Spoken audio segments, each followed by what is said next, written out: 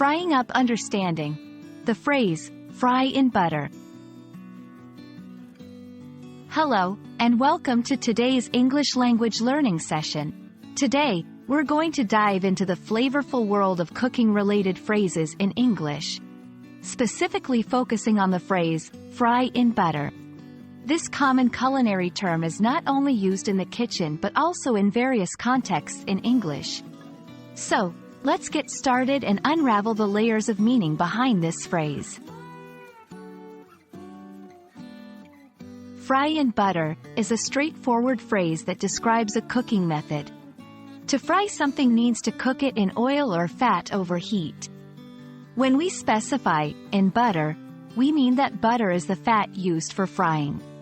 This method is popular for its ability to add a rich, creamy flavor and a golden brown texture to foods. It's commonly used for vegetables, meats, and even some desserts.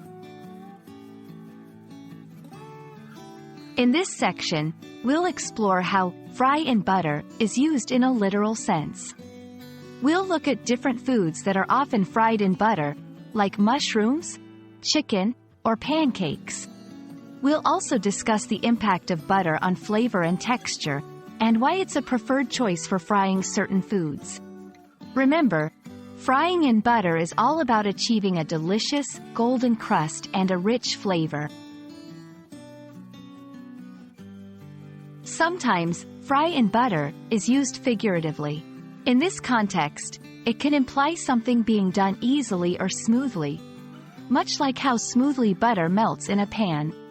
It can also mean giving special treatment or extra advantages to someone or something. For example, the boss really fries him in butter could mean the boss treats him very well or favorably. In this section, we'll explore how the phrase is used in different English-speaking cultures.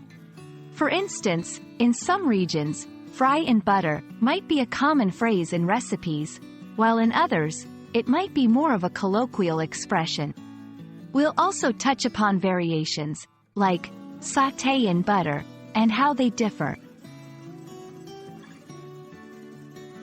And that's a wrap on our exploration of the phrase, fry in butter. Whether it's used in the kitchen or as part of everyday language, this phrase adds flavor to both our food and our conversations. I hope this video has helped clarify its meaning and usage. Happy cooking and language learning!